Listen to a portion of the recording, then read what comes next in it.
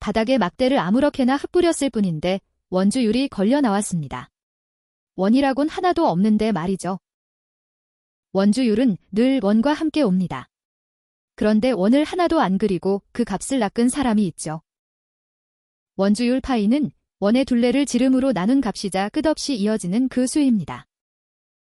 그런데 누군가 이렇게 말합니다. 종이에 평행한 줄 몇 개를 그으라고요. 그 위에 성냥개비를 한 줌 아무렇게나 흩뿌리라고 합니다. 그리고 줄을 넘은 성냥개비가 몇 개인지만 세면 원주율을 알 수 있다는 겁니다. 어디에도 원을 그리지 않았는데 말이죠. 황당하게 들리지만 이건 정말로 됩니다. 18세기 프랑스의 한 박물학자 백작이 정확히 이 방법으로 파이를 낚아 올렸습니다. 그 장난 같은 실험은 훗날 기하 확률이라 불리는 한 분야의 출발점이 되었습니다. 이 글은 세 가지에 답합니다. 막대 하나가 어떻게 원주율을 끌고 나오는지부터요. 자, 지금부터 막대 하나를 던져서 원주율을 낚는 게임을 시작합니다. 규칙은 놀랄 만큼 단순합니다. 필요한 건 딱 두 가지뿐입니다. 줄무늬 바닥, 그리고 막대 하나면 끝입니다. 첫째, 줄무늬 바닥. 마룻바닥처럼 같은 간격으로 그어진 평행선들입니다. 줄과 줄 사이의 간격, 이걸 부르기 쉽게 한 칸이라고 부르겠습니다. 둘째, 막대 하나, 단, 길이가 딱 한 칸을 넘지 않는 짧은 막대여야 합니다. 더 긴 막대는 이야기가 살짝 복잡해지니 오늘은 짧은 막대만 다루겠습니다. 자, 이 막대를 바닥에 아무렇게나 툭 떨어뜨립니다. 겨냥 같은 건 필요 없습니다. 떨어진 막대는 둘 중 하나입니다. 줄을 넘어 걸쳤거나 아니면 한 칸 안에 얌전히 들어앉았거나. 그리고 우리가 셀 것은 딱 하나입니다. 던진 것 중에 몇 개가 줄을 넘었나? 말보다 그림이 빠르죠. 막대 300개를 흩뿌리자 그중 191개가 줄을 넘었습니다. 이제 마법 같은 셈을 하나 해봅니다. 던진 개수를 2배 한 다음 줄 넘은 개수로 나눕니다. 그러면 191분의 600. 손으로 두드려보면 3.141이 튀어나옵니다. 믿기시나요? 방금 우리는 막대를 던지는 것만으로 원주율을 손에 넣었습니다. 한 번의 우연한 흩뿌림으로 소수점 셋째 자리까지 맞았으니 운이 꽤 좋은 편이긴 합니다. 그런데 대체 왜 이 싱거운 셈에서 원주율이 튀어나올까요? 바닥엔 원이 하나도 없는데 말이죠. 이제 이 글에서 가장 아름다운 대목입니다. 놀랍게도 이걸 이해하는 데엔 어려운 수식이 거의 필요 없습니다. 먼저 질문을 살짝 바꿔봅시다. 줄을 넘을 확률을 묻는 대신 평균 몇 번 넘는가를 묻겠습니다. 우리가 다루는 짧은 막대는 줄을 넘어봐야 딱 한 번이거나 아예 못 넘습니다. 그래서 평균 넘는 횟수가 곧 5 넘을 확률이 됩니다. 10번 던져 6번 넘으면 둘 다 0.6이지요. 이제 상상력을 발휘할 차례입니다. 막대를 마음대로 구부려도 된다고 해봅시다. 곧은 바늘 대신 굽은 철사, 혹은 꼬불꼬불한 국수 가락을 떠올려도 좋습니다. 1860년 프랑스 수학자 조제프 바르비에가 다듬은 우아한 논증이 여기서 시작됩니다. 국수를 아주 잘게 쪼개면 짧은 도막 여러 개가 됩니다. 국수 전체가 줄을 넘은 횟수는 도막들이 각자 넘은 횟수를 그냥 모두 더한 값입니다. 그런데 평균을 따질 땐 도막을 곧게 폈는지 둥글게 말았는지가 전혀 중요치 않습니다. 왼쪽 굽은 국수는 줄을 7번 넘었고 오른쪽 원들은 어디 놓이든 늘 2번씩 넘습니다. 그래서 이런 결론에 이릅니다. 어떤 모양의 철사든 평균 넘는 횟수는 오직 그 길이에만 비례한다. 길이가 2배면 평균도 2배 남은 질문은 딱 하나, 한 칸당 평균 몇 번 넘느냐 뿐입니다. 그리고 그 답은 놀랍게도 권이 쥐고 있습니다. 지름이 정확히 한 칸인 원, 즉 고리를 떨어뜨려 봅시다. 그러면 어디에 어떻게 떨어지든 항상 정확히 두 군데에서 줄과 만납니다. 단 한 번의 예외도 없이요. 닫힌 고리는 줄을 넘어 들어간 자리가 있으면 반드시 다시 나오는 자리가 있기 때문이지요. 그럼 이 고리의 둘레는 얼마일까요?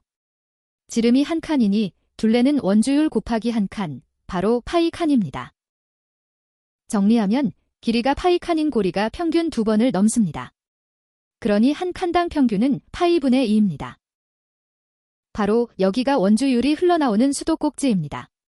원의 둘레에 있던 파이를 고리로 막대의 셈에 옮겨온 것이지요. 이제 고든 막대로 돌아옵니다. 길이는 L, 줄 간격은 D, 막대가 줄을 넘을 확률은 이렇게 적힙니다. 이 식을 원주율에 대해 거꾸로 풀면 N번 던져 H번 넘었을 때의 원주율 추정값이 됩니다. 막대 길이를 줄 간격과 똑같이 맞추면 그냥 던진 횟수의 2배를 줄 넘은 횟수로 나누면 끝입니다. 혹시 막대가 한 칸보다 길면 공식이 깨질까요? 국수 논증은 길이 제한이 없어 평균 교차는 여전히 파이 D분의 2L입니다.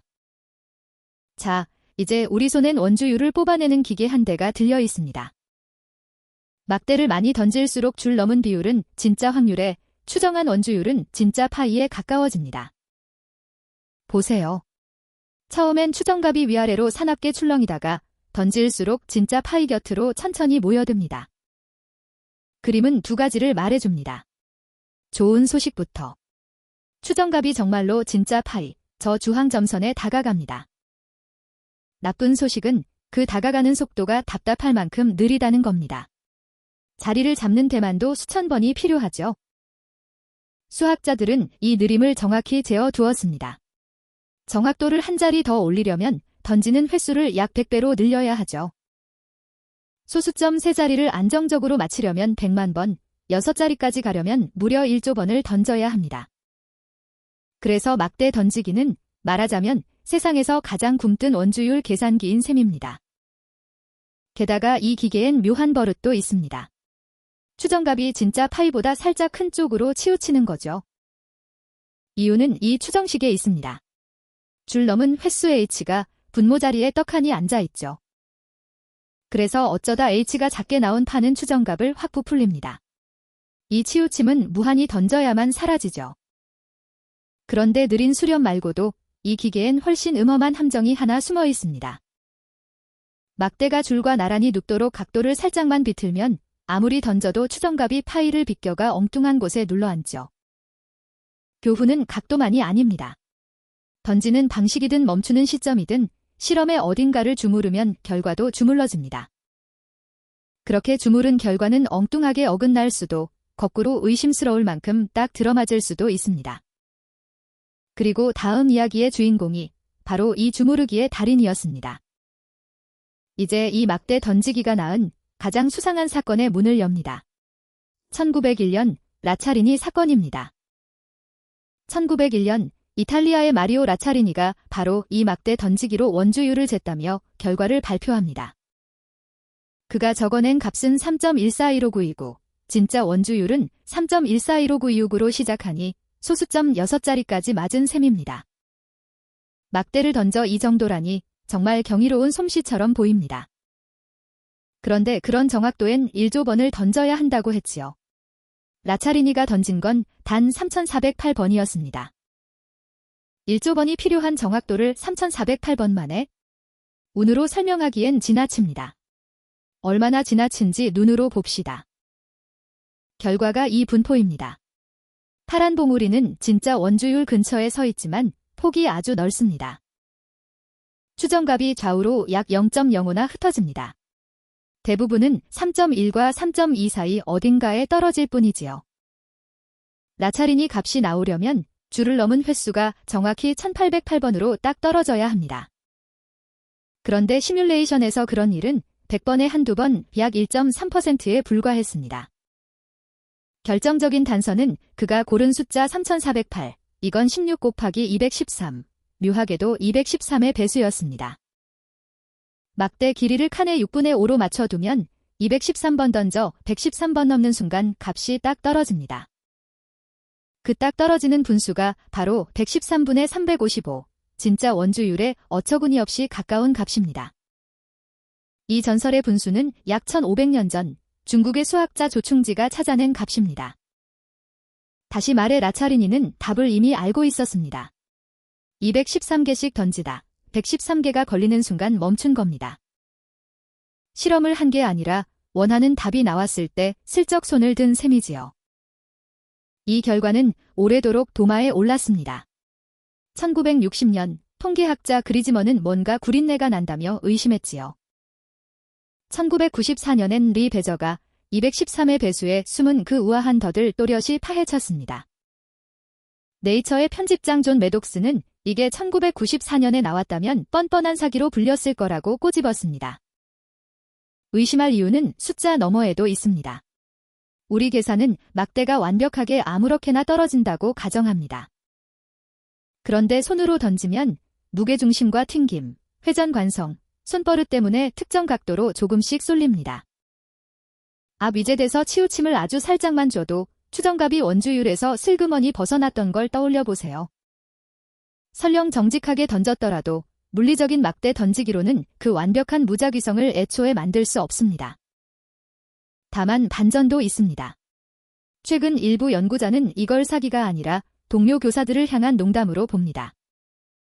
진짜 사기였든 농담이었든 챙길 교훈은 하나입니다. 숫자가 너무 완벽하면 오히려 그 완벽함을 의심하라. 자, 이제 마지막입니다. 비퐁의 바늘이 정말로 멋진 이유는 따로 있습니다. 훌륭한 원주율 계산기여서가 아니에요. 보셨듯이 형편없이 느리니까요. 진짜 이유는 발상 때문입니다. 모르는 값을 수많은 무작위 시도를 던져서 알아낸다는 것. 바닥에 원 하나 그리지 않고도 충분히 던지기만 하면 원주율이 제 발로 나타났죠. 이 발상은 2세기 가까이 지나 핵무기를 설계하던 과학자들의 손에서 부활합니다. 직접 풀기엔 너무 복잡한 문제를 무작위로 수십억 번 두들겨 답에 다가가는 기법이죠. 그리고 바로 여기서 라차리니의 발목을 잡던 그 문제가 풀립니다. 사람 손으론 못 만드는 그 완벽한 무작위를 컴퓨터 난수가 1초에 수백만 번씩 편향 없이 대신 던져주거든요. 오늘날 금융과 입자 물리, AI의 깊은 곳에 한 백작의 호기심이 흐르고 있습니다. 재미있는 사실 하나, 1730년대에 처음 꺼낸 이 문제를 책으로 펴낸 건 1777년이었죠. 평생을 36권짜리 박물학 대작에 바친 그에게 이 바늘은 한 구석의 짧은 부록이었어요. 하지만 그 작은 장난이 우연을 길들여 수학의 상수를 낚는 법을 처음 알려줬습니다. 다음에 마룻바닥의 줄무늬를 보거든 한번 떠올려 보세요. 그 줄들 사이에 원주율이 숨어 있다는 것을. 오늘 이야기가 흥미로웠다면 구독과 좋아요, 알림 설정으로 다음 오디세이에서 다시 만나요.